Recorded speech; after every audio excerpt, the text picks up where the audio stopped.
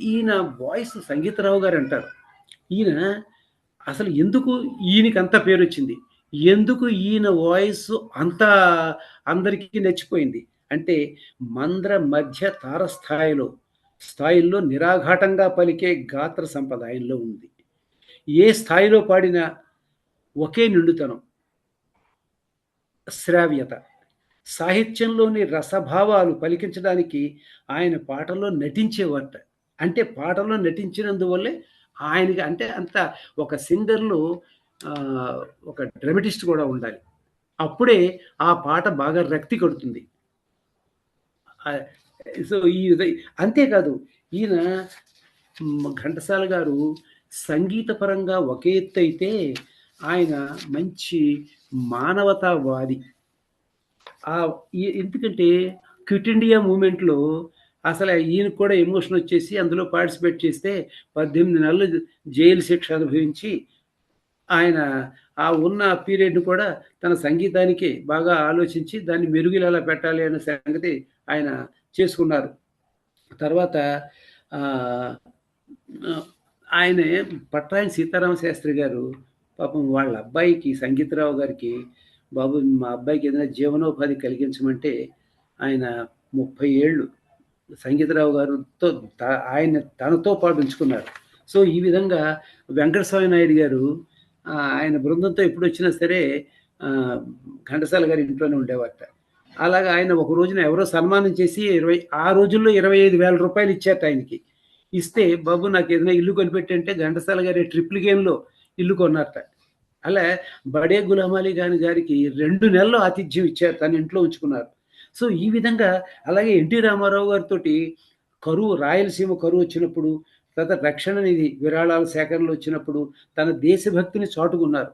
So, ఎలాగా so, ఇంతిలాగా ఆయన ఇంటికి ఎప్పుడు కూడాను ఈ ఎన్టీ రామారావు గారు, కవులు అందరూ వచ్చేవారట. వాళ్ళందరికీ భోజనాలు, ఇంకా సదుపాయాలు ఇంకంతా ఘంటసాల గారే. ఈ విధంగా చే హ్మ్. ఒక చో ఘంటసా పాపం ఆయనకి 3 కోరికలేదో ఉండిపోయాయంటారు.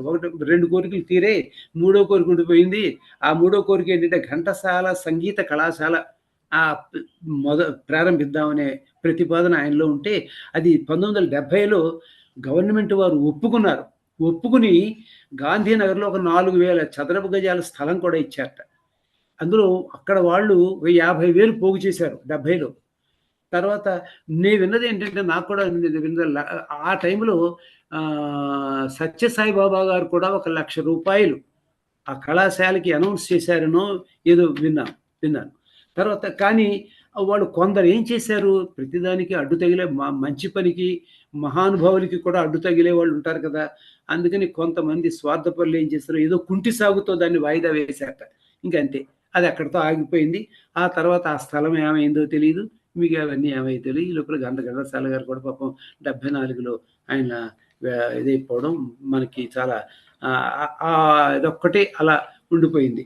తర్వాత ఆహ్, ఒకసారి ఏమైందిట, అర్చక సంఘం, అర్చక సంఘం వాళ్ళు ఘంటసాల గారిని పిలిచి సన్మానం అంతా వాళ్ళ వాళ్ళ బాధలవి విని ఈయన ఏం చేశారు, అప్పట్లో చీఫ్ మినిస్టర్ కాసు బ్రహ్మానందరెడ్డి గారు.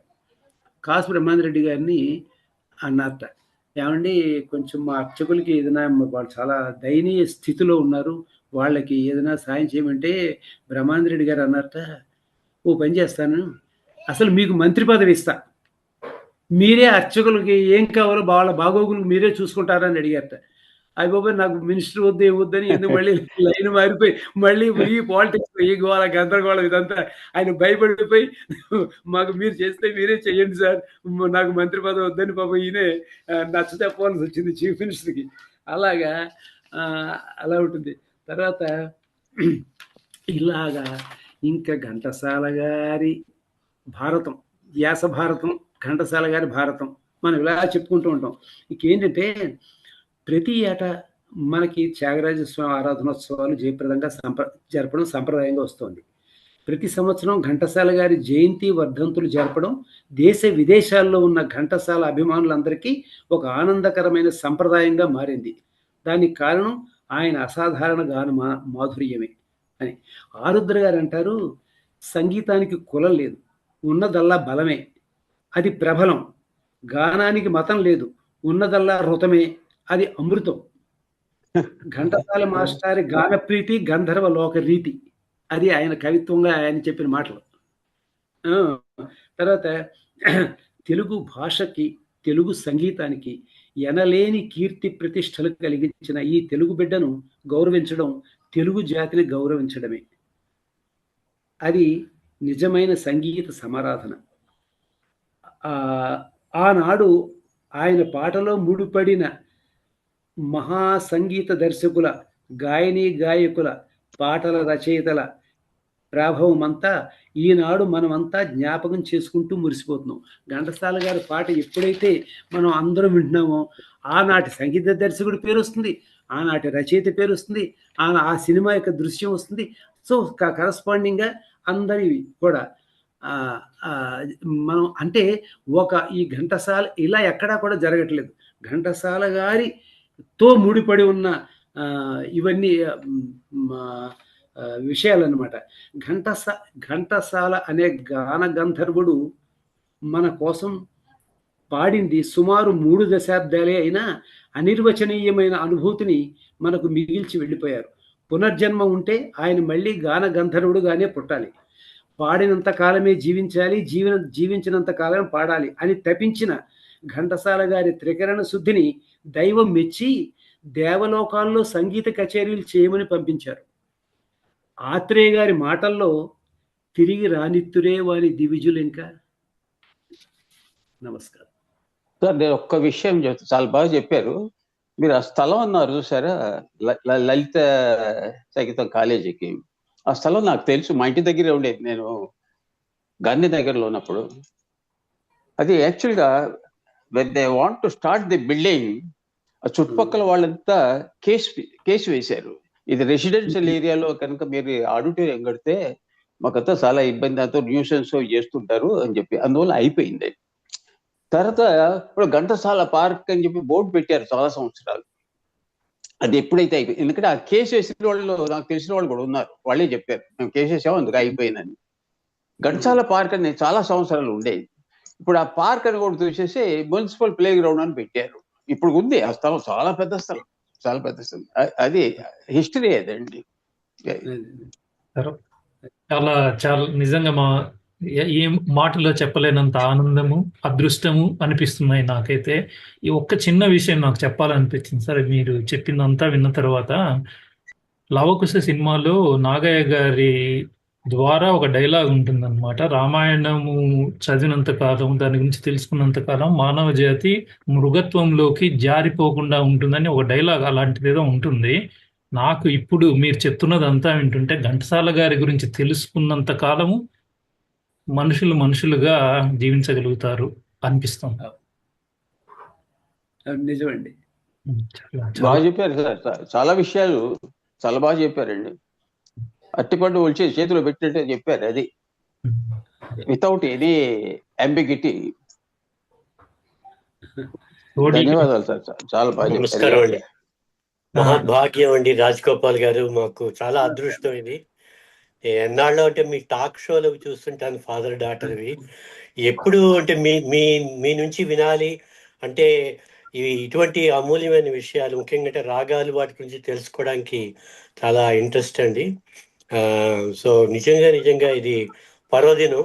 కొద్దిగా నేను ఆలస్యం అయ్యాను, ఎందుకంటే మాకు పొద్దున్న 4 AM కాబట్టి కొద్దిగా ఒక అరగంట లేట్ అయ్యాను, క్షమించండి. కానీ మొత్తం అసలు అద్భుతమైన ఇది. ఎందుకంటే నాకు పొద్దున్న లేచిన దగ్గర నుంచి ఘంటసాల పాటే అది ఊపిరి అన్నమాట. ఇంకా అది ఎంత వైవిధ్యం, ఒక పాట నుంచి ఇంకో పాటకి ఎంత వైవిధ్యం, ఎన్ని రాగాలు, ఎన్ని రకాలు ఉన్నాయి. కొన్ని అంటే ఒక రాగం గురించి తెలుసుకుంటుండి అది ఇంకో పాట విన్నప్పుడు ఇది ఆ పాట ఒకేలా ఉన్నాయి దగ్గరగా అని. అంటే ఇది ఒక విధమైన మనకి ఎడ్యుకేషన్ ఇది కూడా దీనివల్ల బాగా ఎక్కువ అవుతుంది. అందులోని మీ టాక్ షోలో దాంట్లో చూసినప్పుడు కూడా ఏంటంటే ఆ పాటల వేరియేషన్స్, అందులో ముఖ్యంగా ఏంటంటే ఈ రాగాల్లో కూడా ఒక్కొక్కసారి అంటే కాంట్రవర్సీస్ ఎందుకు వస్తున్నాయి, ఎలా వస్తున్నాయి అంటే ఒక్కొక్క సంగీతజ్ఞుడు చూసే కోణాన్ని బట్టి, దాన్ని బట్టి వాళ్ళకి ఏ స్వరాలు వినిపించాయి, వేరే వాళ్ళకి ఏం వినిపించాయి, ఏమిటి అక్కడ వేరియేషన్, ఇది అంటే ఇవన్నీ చాలా ఎడ్యుకేషన్ అండి. వీటినంటే కరాఖండిగా ఇవి చెప్పలేము, ముఖ్యంగా సినీ సంగీతంలోని. ఎందుకంటే అన్యస్వరాలు ఉండడం వీటిలో, అంటే కర్ణాటక సంగీతంలో అంటే ఒక మూసలో ఉంటుంది నిర్దిష్టంగా ఈ రాగం అంటే అదే, ఇంకా అంతకన్నా మాట్లాడడానికి లేదు. కానీ దీంట్లో ఏంటంటే చాలా లెర్నింగ్ ఎక్స్పీరియన్స్ అండి ఇది. దీనివల్ల అది చాలా ఎడ్యుకేటివ్. ఇది మీకు శతకోటి నమస్సుమాంజలు అండి. నేను అమెరికాలో ఉంటానండి, నా పేరు సూర్యనారాయణ.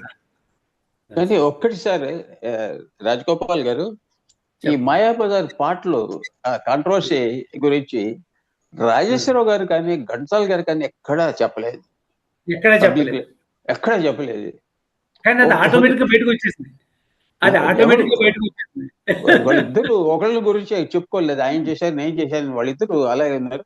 ఒక తడవ విఏకే రంగారావు గారు చాలా సంవత్సరాల తర్వాత ఘంటసాల గారు చనిపోయిన తర్వాత సావిత్రమ్మ గారికి ఫోన్ చేసి అడిగేట, ఏమిటి ఈ కాంట్రవర్సీ గురించి చెప్పండి అంటే, ఆయన బతికున్నప్పుడు మీరు అడగాల్సి ఇప్పుడు నన్ను అడుగుతారు ఏంటి అంది.